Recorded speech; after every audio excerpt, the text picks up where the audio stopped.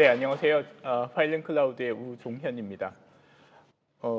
저희가 늘 보면 개념들도 좋고 그다음에 발전되어 있는 기술들도 이렇게 유튜브 있으니까 다들 보잖아요, 현실적으로. 근데 아시다시피 이렇게 천조국에서 나온 개념이 저 대한민국은 정보보안 담당자 한두 명이서 다 해야 되잖아요. 물론 대기업도 있죠. 근데 좋은 개념과 좋은 기술이 있어도 저희는 예산 없고 시간 없잖아요. 이게 그 대한민국이 무능한 나라가 아니라 전 세계의 10대 경제 대국 수준의 현실이에요. 그리고 이게 나쁜 게 아니라 딴 나라보다 잘하는 겁니다. 제가 왜 이런 말씀 드릴 수 있냐면 저는 ITUT에서 국가대표단으로 현재 5년째 활동하고 있고 국제 표준을 지금 4개째 완성했고 지금 5개째 쓰고 있는데 글로벌 스탠다드 기준에 대한민국이 절대 못하고 있는 거 아닙니다. 근데 단 하나 미국과 이스라엘은 국가 법 체계 자체가 공격형을 할 수 있는 나라고 대한민국은 공격형을 할 수가 없잖아요. 그러니까 이스라엘 같은 경우는 군부대 8,200이라고 하는 부대에서 공격형을 수시로 연구하고 그걸 유틸리티를 만들고 그리고 챗 GPT한테 여쭤봐 주세요. 미 연방정부 예산으로 공격형 툴 개발해서 해커한테 팔려나간 툴이 있는지 없는지. 해커들의 그 고등 툴들은 해커가 진짜 열심히 천재적으로 만든 애들도 있겠지만 정부의 조직적인 개입하에 유틸리티가 만들어졌고 그런 유틸리티가 시장에 팔렸어요. 정부가 판 건 아니죠.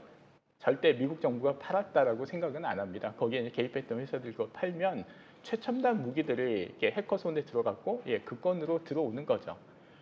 제가 이제 서두에 앞서서 좀 말씀드리고 싶은 건 대한민국의 한정된 예산과 한정된 시간이 전 세계 10등 정도의 우월한 위치라는 거. 근데 그럼에도 불구하고 공격자는 우리가 상상도 못하는 방식으로 들어오고 상상도 못하는 방식으로 저희를 공격할 수 있다. 이 현실은 일단 알고 가자는 겁니다. 그래서 오늘 이제 제가 들고자 하는 얘기는 한정된 예산과 시간에서 사이버 보안에서 뭘 먼저 해야 될까, 선택과 집중을 하는 데 있어서 뭘 먼저 하는 게 좋을까에 대한 이야기를 좀 드리고 싶습니다. 일단 시작은 이제 무엇을 먼저 보호해야 하는가에 대한 질문으로 시작을 합니다. 제가 이야기하지 않아도 작년에 수많은 케이스가 있고 올해도 여전히 발생을 하고 있습니다. 사이버 공격은 뭐 늘 심화된다는 얘기는 너무 지겨우니까 건너뛰고 그러면 공격이 시작됐을 때 공격의 대상은 무엇일까요? 공격이 무엇 때문에 무엇을 못게 결국에 이 공격 행위가 끝나는 타겟은 데이터를 가지고 나가거나 데이터를 못 쓰게 하거나 둘 중에 하나로 끝납니다. 어떻게 시작했던 거 간에. 그래서 공격의 대상이 그거라면 그러면 일단은 공격을 무력화할 수 있는 방법을 찾거나 공격이 성공하지 못하게만 하면 됩니다. 왜냐? 저희는 시간도 없고 인원도 없고 자원도 없잖아요. 그러니까 저희가 놓치면 안 되는 건 딱 하나, 데이터지 나머지 거는 사실 돈 있으면 하면 돼요. 근데 돈이 없으면 돈을 뭐에 집중해서 예산과 시간을 뭐에 집중해야 될까라고 하면 데이터 보호에 집중하는 게 맞지 않을까라고 하는 이야기에서 시작을 합니다. 그러면 공격의 방식이 사이버 공격하시는 분들의 공격의 방식은 뭐 이렇게 마이터에서 보면 수많은 쫙 클래시피케이션이 굉장히 잘 되어 있는데 미국식 말고 그냥 일반인들이 알아볼 수 있는 공격의 방식으로 나눠보면 쉽게 구분하면 4가지로 구분된다고 합니다. 첫 번째는 계정 공격, 피싱, 뭐 사회적 공학, 소셜 엔지니어링 등으로 해서 관리자 계정 탈취나 이런 계정 탈취 공격이 첫 번째고 두 번째가 멀웨어 공격이죠. 뭐 우리가 흔히 알고 있는. 그리고 세 번째가 소프트웨어 취약점. 그리고 네 번째가 우리 시스템 못 쓰게 디도스, 부하주는 공격. 이런 것들로 일단 분간이 될 수 있습니다. 근데 우측에 잘 보시면 비율이에요. 디도스 생각보다 많지 않습니다. 근데 계정 탈취 공격 예전에 5할 정도 됐다가 최근에 좀 준 것처럼 보입니다. 원인이. 그리고 멀웨어 공격 여전히 기세 등등하고 근데 소프트웨어 취약점이 갑자기 포션이 굉장히 많이 올라가요. 일단 하나하나 잠깐 뜯어보면 계정 탈취 공격 저희가 아이디, 패스워드, OTP, 공동인증서 뭐든 간에 저희 PC에는 멀웨어 있고 저희 PC에는 공격자 유틸리티 항상 있습니다. PC 뭔가 집어넣으면 계정값 다 털리는 거예요.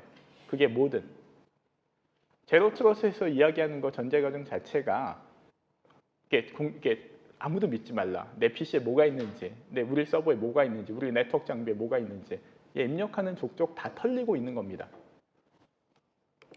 그리고 두 번째, 저희가 인터넷을 쓰거나 USB를 쓰거나 워드나 파워포인트를 열거나 문서형 멀웨어 포함해서 파일 열면 그 파일 내에서 당연히 멀웨어 있어서 PC에 멀웨어가 설치되거나 이메일을 브라우징을 하더라도 PC에 드라이브 바이 다운로드로 멀웨어 저희 PC에 구동 가능하고 USB 잘못 꼽아도 다 가능하고 메신저에서 이미지 잘못 받아도 저희 PC에서 멀웨어 구동시킬 수 있습니다. 그리고 더 참혹스러운 건 소프트웨어 취약점 공격. OS도 취약점이 있고 저희가 쓰고 있는 오피스든 저희가 쓰고 있는 모든 유틸리티 취약점이 있습니다. 그냥 따고 들어오면 그냥 끝나는 거죠. 이게 그 소프트웨어 취약점을 이용하는 공격은 공격자가 이미 로그인된 상태입니다. 여기 계신 분들 중에서 만약에 정보 보안을 크게 보시지 않으셨다면 인증을 한다라고 해서 데이터 보호되지 않아요. 왜냐하면 소프트웨어 취약점으로 들고 들어오면 관리자 권한으로 시스템 내에 접근된 상태입니다. 인증을 우회해서 시작부터 데이터 공격이 시작됩니다. 여기 계신 분 중에 나는 아이폰 쓰고 나는 신뢰할 만한 걸 쓰고 있어라고 하시는 분들에 대해서 좀 말씀드리고 싶은 건 아이폰에 왓츠앱 메신저가 글로벌 넘버원 메신저죠. 상대방이 이미지를 샌딩을 하면 그 이미지가 그 아이폰 OS 전면에 올라오잖아요. 어떤 메시지가 도착했다고. 프리뷰 이미지가 로드되는 그 순간 그 프리뷰 이미지에 드라이브 바이 다운로드할 위치의 멀웨어를 곧장 이 폰에서 구동시켜서 원격자가 여러분 동의 없이 이미지 하나 보내는 것만으로도 여러분 폰에서 멀웨어 돌렸다가 사실입니다. 제가 잘못한 게 하나도 없잖아요. 메신저 쓴 것뿐인데. 근데 이런 메신저가 왓츠앱만 있는 건 아니잖아요. 저희 쓰고 있는 것들 이미지 그냥 오면 프리뷰로 그냥 띄워주는데 메모리에 로드된 순간 멀웨어 같이 온 거라고 보시면 되세요. 이런 공격이 아이폰만 있냐? 윈도우즈 있고 맥 있고 다 있습니다. 그래서 그걸 돈 많은 나라는 CVE라고 해서 접근을 체계적으로 이 공격은 뭐다 해서 넘버링을 한 게 CVE 넘버죠. CVE 넘버 중에 그냥 우리가 다 알고 있는 그리고 우리가 다 걸릴 수 있는 IPv6가 나온 지가 언젠데 옛날부터 IPv6 이 드라이버에 뭔가가 문제가 있었나 봅니다. 이 OS, 그래서 윈도우즈 OS를 그냥 뚫고 들어오면 관리자 권한이에요. 시작부터. 패스워드 우리가 100번 바꾸고 200번 바꿔도 그냥 관리자 권한으로 들어온 겁니다. 그리고 우리가 쓰고 있는 이거 많이 가끔 인터넷 뱅킹 요즘에 모바일 뱅킹으로 많이 가서 이제 인터넷 뱅킹이 많이 안 쓰긴 하지만 그럼에도 불구하고 기업에서는 모바일 뱅킹 갖고 한계가 있어서 여전히 인터넷 뱅킹을 써야만 하죠. 근데 가서 보면 저거 다 이렇게 설치를 하는데 저기 공동인증서 툴킷에 보안 취약점이 있어서 해커의 통로가 된다는 얘기 9시 뉴스에 나오죠. 왜냐? 표준 소프트웨어도 아니고 표준 방식도 아니고 설치형 취약점 따고 들어오면 그래서 대한민국 1000만 대 PC가 허구한 날 당한다라고 해도 어쩔 수 없죠. 대한민국은 저게 법이니까. 그리고 더 참혹스러운 건 서버예요. 서버는 웹 방어벽 있고 서버 웹데몬들 쓰고 있는데 그냥 CV하고 여러분들 쓰고 계신 웹서버 데몬 이름 치시면 그거 관련된 거 쭉 나오는데 읽어보시면 그냥 웹서버는 열려 있어야 되잖아요. 네트워크에. 그럼 공격자한테도 열려 있는 거거든요. 그럼 시작하면 쏘면 끝납니다. 복잡하거나 이런 것도 없어요. 이걸 전문 용어로 리모트 코드 엑시큐션, 원격지에서 스크립트 코드 던져서 실행시킨다. 이게 소프트웨어 취약점 공격 패턴을 이렇게 통계로 나온 게 있는데 여기 보시면 7부터는 여러분 데이터 읽어가는 거고 8부터는 데이터 다 업데이트나 지워버릴 수 있는 거고 9부터는 관리자로 존재하는 겁니다. 대부분 소프트웨어 공격이 7, 8, 9로 편성돼 있고 시작부터 끝났다라고 봐야 됩니다. 이게 해마다 소프트웨어 취약점이 없다가 계속 올라가요. 왜냐하면 이게 쏠쏠 하거든요. 딴 거에 비해서 걸리면 사이드 이펙트가 크거든요. 한 해에 마이크로소프트만 해도 900개 터집니다. 영어 365일 그냥 이렇게 쉽게 나눠서 하루에 그냥 한 3개는 터지는구나. 마이크로소프트 하나만, 벤더 하나에서. 1년에 4만 개 나오는데 이게 어마무시하잖아요, 숫자가. 저희가 패치 이렇게 매 시간 하는 것도 아니고 하루에 3번씩 패치하는 것도 아니고. 더 황당한 거는 공격자가 쓰고 있는 그 현재 소프트웨어 취약점이 뭔지 알 수가 없다는 거예요. 제가 해커고 제가 국가 안보를 책임지고 있는 정보 당국자면 저 공격 방식 알려주겠습니까? 찾은 거? 그 수천만 원, 수십억 들여서 만든 그걸 알려주지 않죠, 벤더한테. 알고 있는 것보다 알려지지 않은 게 월등히 많은 동네가 소프트웨어 취약점입니다. 근데 공교롭게도 소프트웨어 취약점 나왔다고 벤더가 오늘 공격당해 이거 발견됐어요. 그러면 내일 패치 나오나요? 예, 이게 통계에 의하면 제 얘기 아닙니다. 통계에 의하면 소프트웨어에 대한 취약점 패치는 통상 3개월 또는 9개월 그리고 9개월 있다 나오면 관리자가 패치하냐? 패치 안 한답니다. 그러니까 그냥 다 열려 있다고 보셔야 돼요. 그래서 MS 저희 어쩔 때 보면 저희 퇴근도 해야 되고 빨리 집에 가야 되는데 턴오프 시키면 패치한다고 애가 한 5분 있다가 이게 계속 돌잖아요. 이게 진짜 그 하루에 몇 번씩 패치해도 이상하지 않을 만큼 공격이 많고 알려진 게 공격이 많은 게 아니라 알려진 게 그만큼이고 안 알려진 건 더 크다. 일단 그 상황을 알고 진행을 하셔야 될 것 같습니다. 그래서 이게 그 전제가 경계 보안 하지 말자. 그래서 뭐 제로 트러스트 하자라고 하는데 그거보다 이런 돈 많은 나라 얘기 말고 현실적으로 공격자가 우리 PC나 서버에 들어오는 거 막을 수 없다. 해서 그냥 현실적인 얘기만 드리겠습니다. 그러니까 저는 참고적으로 제로 트러스트 실증 사업에 저희가 참가를 했고 해봤는데 틀린 게 아니라 돈이 많으면 당연히 그렇게 해야죠. 근데 제 오늘 발표 핵심은 돈이 많을 때가 아니라 돈 없을 때. 컨디션이 다를 때에 대한 얘기입니다. 그리고 공격자는 living off the land라고 해서 관리자 계정으로 OS를 찍고 들어와서 안에 있는 유틸리티, 무슨 멀웨어 돌리는 거 아니에요. 저희 OS에 보면 remove 명령 있고 이게 그냥 안에 있는 도구 가지고 OS 안에 있는 데이터를 카피해서 보내고 트랜스퍼해서 보내고 기본 유틸리티로 보내기 때문에 아니 FTP나 리눅스 커맨드나 윈도우즈 커맨드 카피, 엑스카피 정상 커맨드잖아요. 백신이 그거 못 잡죠. 왜냐하면 정당한 권한자가 정당한 안에 있는 유틸리티 돌렸는데 그걸 어떻게 잡아요? 그럼 백신의 영역이 아니죠. 그래서 living off the land라고 하는 이 어택은 그냥 어댑민이 뚫린 즉시 그냥 끝난 겁니다. 그래서 어떤 분들은 이런 공격에 대비해서 계정에 대한 인증을 보강해야 된다. 그리고 어떤 분들은 네트워크단에서 MDR에서 디텍션 해야 된다. 어떤 분들은 XDR로 뭐 해야 된다. 컨셉처럼 얘기부터 실질적인 얘기까지 다양한 어프로치가 있어요. 근데 뭘 해도 이게 아무리 뭘 돌리고 뭐 해도 이벤트 디텍션을 하든 SIEM으로 트래픽 다 땡겨서 통계 돌리고 뭐 이렇게 레귤레이션 돌려서 뭐 하고 해도 이게 정상 계정이 들어와서 정상 커맨드로 정상 데이터 날리면 날아가는 게 현실이다. 는 건을 일단 인지를 해주셨으면 좋겠고 그게 공격인 거예요. 우리가 알고 있는 예전에 알고 있는 이런 뭐 멀웨어 들어와서 돌리고 멀웨어 탐지하면 된다 이 상태가 아니라는 겁니다. 그래서 방금 말씀드렸던 이런 것들이 뭐 PC도 그냥 들어올 수 있고 웹서버는 당연히 더 들어올 수 있다. 그리고 저희가 설계하고 저희가 생각해야 되는 건 공격자가 내부 PC나 서버에 들어와 있는 상태에서 데이터 침해를 예방하는 방법을 제시를 해야 된다가 현실적인 이야기입니다. 공격자가 자원이 많으면 이게 걔들이 항상 이렇게 모양을 바꿀 수 있기 때문에 기존에 이런 방식에서는 기존에 이런 방식에서는 지워졌나?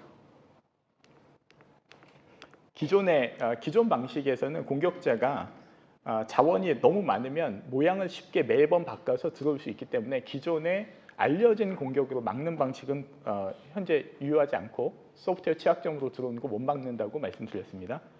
그리고 그 관리자 권한으로 그럼 들어와 있을 때도 막을 수 있는 게 뭐냐라고 했을 때 국제 표준화 기구에서 권고하는 게 엑스다 1220과 엑스다 1560입니다.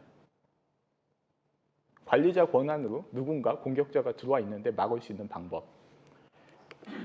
저 국제 표준 기술을 제가 쉽게 짧게 설명드리면 저 개념은 이험제2라고 하는 그 개념하고 좀 비슷해요. 뭐냐? 내가 병력이 몇 명 안 되고 적군의 병력이 많을 때 저희가 평지 가서 싸우면 전멸하잖아요. 그래서 병력이 적을 때는 험지, 지형을 이용해서 공격자의 공격을 이렇게 좀 최소 이렇게 공격자가 공격 못하게 하고 나만 공격할 수 있는 위치에서 공격을 예방한다가 병법서에서 나오는 얘기인데 이 얘기를 그대로 기술에 좀 담았다고 보시면 됩니다. 아이디어는 모든 데이터는 파일 시스템에 존재하고 데이터에 접근 요청하는 걸 파일 시스템 뒷단에서 보호하겠답니다. 다시 한번 설명드리면 데이터는 파일 시스템이라는 데 있어야 해요. 그렇죠? 이 파일 시스템에 있는데 기존의 파일 시스템은 보호 체계가 없어요. 앞단에 네트워크 뚫리고 엔드포인트 뚫리면 파일 시스템은 데이터 달라고 하면 그냥 주고 데이터 지우라고 하면 지우는데 이 파일 시스템 안쪽에 보호 체계를 하나 더 준 게 엑스다 1220과 1560, 엑스다 1223과 1560 두 가지 국제 표준입니다. 그래서 그 기술을 총칭하기를 스토리지 프로텍션이라고 부릅니다. 스토리지 프로텍션은 네트워크 프로텍션, 엔드포인트 프로텍션을 바이패스하고 들어오는 경우에 스토리지 단에서 데이터를 막는다. 네, 개념은 이렇습니다. 그래서 스토리지 프로텍션 세 가지 방법 중에 시간 되는 만큼만 이렇게 말씀드릴게요. 첫 번째는 애플리케이션 레벨 스토리지 프로텍션인 엑스다 1123이고요. 이게 사전에 이거는 스토리지에 사전에 등록한 프로세스만 데이터를 주고 등록하지 않은 애가 데이터 달라고 하면 읽기 전용 가짜로 주는 파일 시스템입니다. 기존에 윈도우즈든 리눅스든 스토리지를 그냥 다이렉트로 마운트하는 게 아니라 중간에 스토리지 프로텍션이라는 걸 하나 둬서 그걸 통해서 네트워크 드라이브로 주고 이 스토리지 프로텍션이 중간에서 조사합니다. 이그제미네이션해서 사전에 등록한 프로그램에 데이터 달라고 하면 파일을 읽기 쓰기 정상 파일로 주고 아니면 읽기 전용 가짜로 줍니다. 여러분들 이해를 쉽게 하기 위해서 이게 리눅스 버전보다는 윈도우즈가 눈에 보이기 때문에 굳이 윈도우즈 동영상 잠깐 보여드리면 제가 워드 파일 이 안에 뒀는데 word.exe를 등록하지 않은 상태에서 파일 열면 스토리지가 파일을 가짜로 준 거여서 파일이 열리지 않은 겁니다. 근데 이 건을 word.exe를 등록하면 그 다음부터는 어떻게 되느냐? 파일이 열리겠죠. 근데 등록할 때 이 PC는 이미 오염돼 있어요. 공격자가 상존하고 있고 공격자가 프로그램 등록하면 나하고 똑같이 등록할 수 있으면 사실상 이 PC가 오염됐다는 가정하에서 공격자가 마음대로 등록하면 프로그램 다 들어올 수 있으니까 얘는 PC 밖에 있는 OTP 코드 입력을 요구합니다. 그러면 어떤 유저가 어떤 프로그램을 이렇게 등록을 했는지를 명확하게 따질 수 있고요. 그래서 등록한 이후에 파일을 열면 파일이 정상적으로 열립니다. 윈도우즈 관리자 권한으로 들어왔어도 어드민 권한이 있어도 파일 못 열고 못 지웁니다. 근데 스토리지 안단에 등록한 프로그램 가지고는 파일을 지울 수 있고요. 그리고 여러분들 이해를 명확하게 하기 위해서 윈도우즈 탐색기로 파일을 바탕 화면으로 빼고 그걸 열어보면 파일이 열리지 않았습니다. 이유는 윈도우즈 탐색기를 제가 등록하지 않았잖아요. 그래서 윈도우즈 탐색기로 파일 가지고 나간 거 읽기 전용 가짜 파일 나간 겁니다. 이해되셨죠? 이렇게 파일 시스템 안쪽에서 데이터를 보호한다는 건 이런 겁니다. 그래서 그리고 이제 등록하지 않은 애플리케이션이 파일을 요청하면 얘가 그 기록을 남기고 당연히 어드민 쪽에서 이벤트 다 탐지해서 기록 남기고 관리자한테 이메일 쏴줘요. 너 중요 데이터를 누가 와서 건드렸다. 그래서 사람들한테 알리는 경보 체계. 저희가 경보라고 하면 네트워크, NDR에서는 네트워크 디텍션 앤 리스폰스만 보고 있는데 스토리지 단에서도 경보 체계가 있습니다. 네트워크는 표면적이 워낙 넓기 때문에 사실 경보, 오탐, 오경보 무지막지해요. 하루에 수십 개, 수백 개 받잖아요. 저희 이메일 얼라트. 그거 받다가 보면 이제 포기하죠. 자포자기 하는데 스토리지 프로텍션은 저희가 보호해야 되는 파일 명확하고 접근 가능한 애플리케이션 명확하기 때문에 오탐, 오경보 시 저희 민감도는 훨씬 더 이렇게 크게 올라갈 수, 이렇게 정확한 이렇게 하이 퀄리티의 어떤 경보 체계로 대응이 가능합니다. 지금은 이제 이렇게 원래 리눅스로 저희가 이건을 공급을 하고 있는데 리눅스 베이스에서는 이제 좀 비주얼 이펙트가 좋지 않아서 아까 윈도우즈 베이스에서 설명을 드렸고요. 리눅스에서는 이렇게 스토리지 프로텍션 안에 카피 명령으로 데이터를 집어넣은 상태에서 remove 명령으로 파일을 지우려고 하면 지금 보시면 remove를 하게 되면 파일이 안 지워지는 게 보입니다. 제가 카피는 미리 등록했고 remove는 등록하지 않은 상태입니다. 파일 시스템 레벨에서 방금 퍼미션 디나이드 떴던 동영상이고, 그리고 개념적으로만 좀 설명드리면 데이터베이스 파일을 해커가 들어와서 전체를 삭제할 수도 있고, 왜냐하면 어드민이니까 관리자이기 때문에 들어와서 삭제할 수 있고, 그리고 공교롭게도 대한민국은 개인정보보호법에 데이터베이스 레코드를 내부자가 어떤 레코드를 접근했는지에 대한 모니터링을 하는데 해커가 DBMS 파일 통째로 들고 나가는 건 기록을 남겨야 된다는 법도 없고 관리책이 없으면 저희는 안 하죠. 그래서 DBMS가 통째로 나가는 건 안 맞고 저희는 이렇게 내부자가 DB 접근 제어하는 거는 기록에 남기게 되어 있는 게 현재 실정법의 관리 체계입니다. 그래서 아무튼 다시 백으로 오면 DBMS를 지우려고 하거나 접근하려고 해도 방금 보신 것처럼 퍼미션 디나이드 납니다. 그리고 혹시 이 중에서 블록체인 키 파일 보호하셔야 되거나 하는 분들도 스토리지 프로텍션 사용 가능하고, 그리고 AI 쪽에서도 그 모델 파일을 하나 만들기 위해서 엄청난 컴퓨팅 파워와 GPU 돌려서 모델이 나오는데 모델 파일 탈취돼 버리면 거기에 웨이트 줘서 다시 돌려버리면 나는 쉽게 프리라이딩 가능한데 웨이트 파일도 이런 모델 파일 보호에도 적용 가능합니다. 이걸 보여드릴 때마다 늘 듣는 얘기가 스토리지 프로텍션이 백업과 무엇이 다르냐. 백업은 사고 복구지 예방이 아닙니다. 이거는 예방입니다. 그리고 두 번째, 최종 데이터까지 보호한답니다. 무슨 얘기냐면 우리는 전일날 백업이 0시에 백업이 돌아 안전하죠. 복구는 전일 0시까지 복구 가능합니다. 그러니까 즉 오늘 만약에 트랜잭션이 한 5만 건 업데이트 됐다. 그건 포기하는 거죠. 그래서 트랜잭션이 굉장히 많았던 그 서점이나 다른 데서 해킹 사고 터졌을 때 저거 대사할 수가 없어요. 레코드가 너무 많이 바뀌면. 그래서 전일날 복구하는 게 비즈니스 복구가 안 됩니다. 그래서 어쩔 수 없이 합의를 했던 케이스가 있고요. 그리고 공무원분들 혹시 계실까 봐 말씀드리면 대한민국은 법에 보안 USB 쓰게 돼 있는데 보안 USB는 연결하기 전에 본인 확인하고 연결된 이후에는 안전하지만 연결된 이후에 멀웨어가 안에 있는 데이터를 삭제하거나 읽어 나가는 거 파일 시스템이 마운트된 다음에는 데이터 보호 체계가 없습니다. 행위 탐지 기반에서도 행위를 바꿔버리면 행위 탐지는 당연히 우회할 수 있는데 이거는 행위가 아니라 바이너리 파일을 접근하는 그 바이너리 하나하나를 체크하기 때문에 당연히 행위 탐지보다 뛰어납니다. 그리고 저희가 늘 듣는 이야기 중에 하나가 스토리지 프로텍션 서버를 직접 공격하면 너희 어떻게 되니? 너희도 소프트웨어잖아. 그래서 맞습니다. 근데 한 가지 차이는 리눅스에 보면 SE 리눅스라고 Security Enhanced 리눅스가 있습니다. 챗GPT나 AI 여쭤보시면 SE 리눅스가 뚫린 적 있냐라고 한번 물어봐 주시면 뚫린 적 없다라고 나옵니다. SE 리눅스는 현실적으로 등록한 프로세스만 안에서 돌도록 막혀있는 굉장히 폐쇄적인 리눅스예요. 그래서 저희는 저희 뒷단을 SE 리눅스로 보호하고 앞단에 파일 시스템 이벤트만 통제해서 데이터 보호에만 집중을 하고 있습니다. 이게 애플리케이션 레벨의 스토리지 프로텍션이라고 하는 기술이고 이 기술 국제 표준이고 국제 CC로 이게 성능이 인정받았고 장영실상 이런 거 탄 적이 있습니다. 그리고 조달 물품이고 저 모든 것이 2025년도에 진행이 됐었고요. 그리고 여러분들이 쓰시는 리눅스나 OS가 뭔지는 모르겠지만 일단은 그 클라이언트 모듈 전체 제공 가능하니까 필요하실 때 적재적소에 쓰시면 좋을 것 같습니다.